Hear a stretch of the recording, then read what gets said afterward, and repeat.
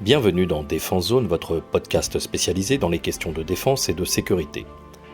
Chaque semaine, en plus de nos entretiens avec des militaires, policiers, gendarmes, entrepreneurs et autres experts du secteur, nous vous proposons un court résumé des actualités qu'il ne fallait pas rater ces derniers jours. 14 juillet. Cette année, le thème du défilé parisien sera « Partager la flamme ».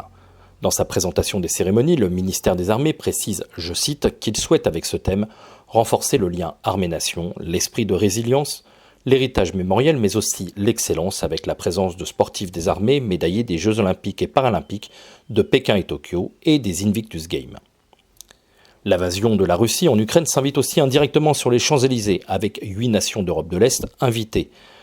La Bulgarie, l'Estonie, la Hongrie, la Lituanie, la Pologne, la Tchéquie, la Roumanie et la Slovaquie, ainsi que les premières troupes de la mission Aigle en Roumanie, revenues en France il y a seulement quelques jours.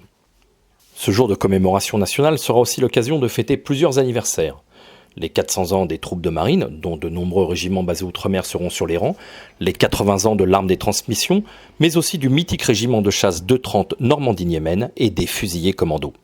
Le Bagad de Landbiway fêtera lui ses 70 ans en ouvrant le défilé par une animation musicale et, toujours du côté de la Marine nationale, cette année sera l'occasion de fêter les 50 ans de la mise en service opérationnelle du Redoutable, le premier sous-marin nucléaire lanceur d'engins français, et de la première préparation militaire marine. Le commandement des opérations spéciales, quant à lui, fêtera les 30 ans de sa création. Le défilé sera aussi une première pour certains et une dernière pour d'autres. Première pour le Jaguar, le nouveau véhicule destiné au régiment de cavalerie légère du programme Griffon. La première unité opérationnelle à en bénéficier sera le premier régiment étranger de cavalerie. Première aussi pour le drone Reaper. Le plus gros aéronef sans pilote des armées avait déjà été utilisé sur de précédents défilés pour la surveillance de l'espace aérien. Cette fois-ci, il volera en clôture de la première partie du défilé aérien. Dernière enfin pour l'hélicoptère Alouette 3 de la Marine nationale et pour le Mirage 2000C dont nous avions parlé dans les brèves il y a quelques semaines. Au total, ce défilé comptera plus de 6000 participants, dont 5000 à pied, 66 avions dont un drone, 25 hélicoptères, 181 véhicules, engins et motos et 200 chevaux. L'après-midi, les participants se répartiront dans plusieurs arrondissements parisiens à la rencontre des franciliens et touristes de passage. Vous pourrez retrouver l'armée de terre place de la Nation, l'armée de l'air et de l'espace au parc André Citroën, la marine nationale à l'hôtel de ville et la brigade des sapeurs-pompiers de Paris à la mairie du 19e arrondissement. De plus, de nombreux stands et matériels seront mis en place sur l'esplanade et dans le cœur des Invalides. Toujours aux Invalides, le centre de transfusion sanguine des armées, le CTSA, organise une journée exceptionnelle de don du sang de 10h à 17h30. Les personnes intéressées peuvent déjà s'inscrire. Le site de réservation sera en descriptif de cet épisode. Politique. La semaine dernière, nous vous parlions de la composition de la nouvelle commission de la défense et des forces armées de l'Assemblée nationale. Après la recomposition du nouveau gouvernement d'Elisabeth Borne, quelques changements ont été annoncés. L'ancienne ministre déléguée auprès des anciens combattants et vice-présidente de cette commission aura finalement fait un bref passage puisqu'elle vient d'être nommée ministre déléguée en charge des personnes handicapées. C'est Patricia Miralles, députée de la première circonscription de l'Hérault depuis 2017, qui reprend le poste de secrétaire d'État auprès des anciens combattants. Ancienne membre de la précédente commission de défense, Patricia Miralles est une habituée de ces sujets pour avoir coécrit avec Jean-Louis Thiriot, un des nouveaux vice-présidents de la commission, un rapport sur la haute intensité et rédigé aussi un rapport sur le projet de loi portant sur la reconnaissance de la nation envers les harkis et les autres personnes rapatriées d'Algérie.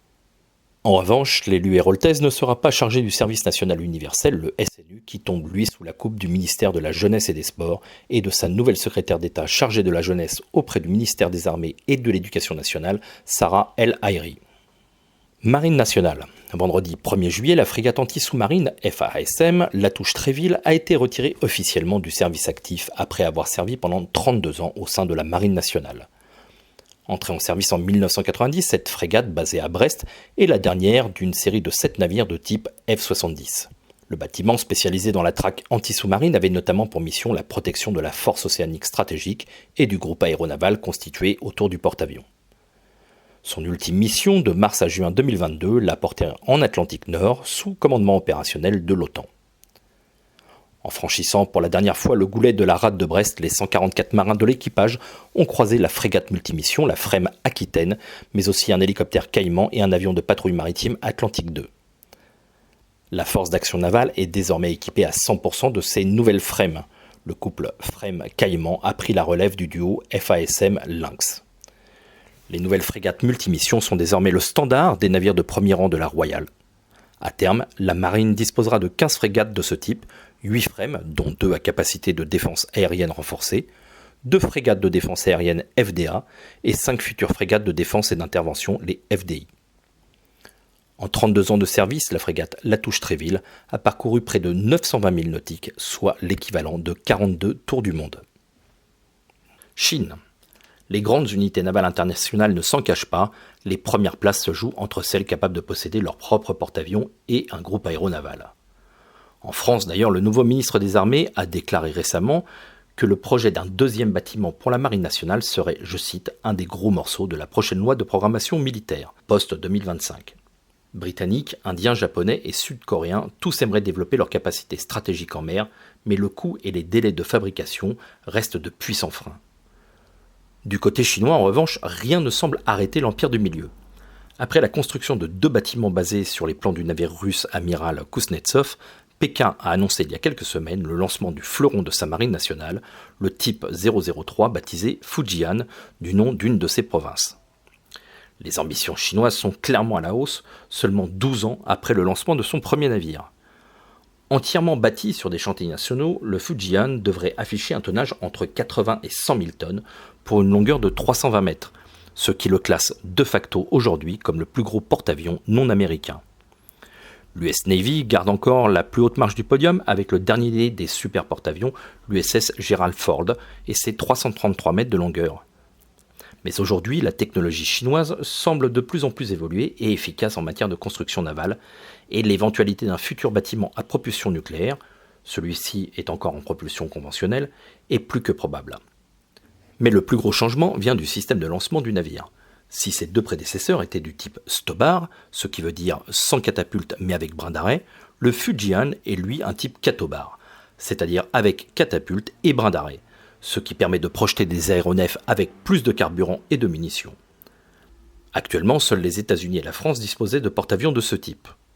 Autre avancée technologique significative, les catapultes et les brins d'arrêt sont électromagnétiques, une technologie utilisée uniquement, mais avec difficulté pour le moment, sur l'USS Gerald Ford, mais qui semble être l'avenir des catapultes à vapeur.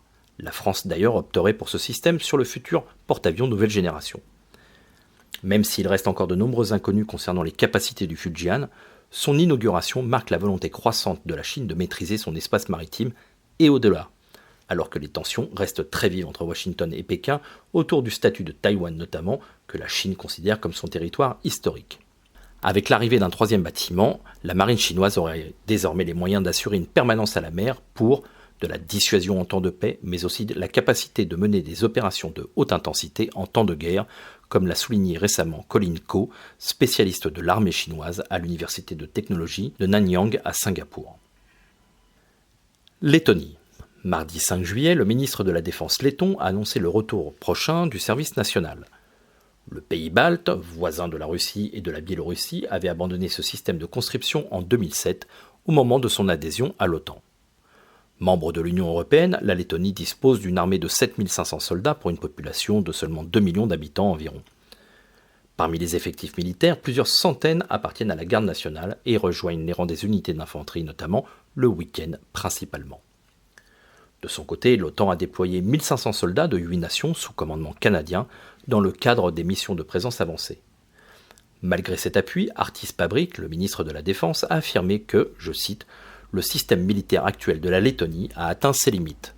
En même temps, nous n'avons aucune raison de penser que la Russie va changer de comportement. Nous vivons dans un pays libre et démocratique, voisin d'un pays qui n'a pas abandonné ses traditions impériales. Si nous ne voulons pas que notre liberté nous soit enlevée, chaque citoyen doit faire quelque chose pour défendre ses droits. » Fin de citation.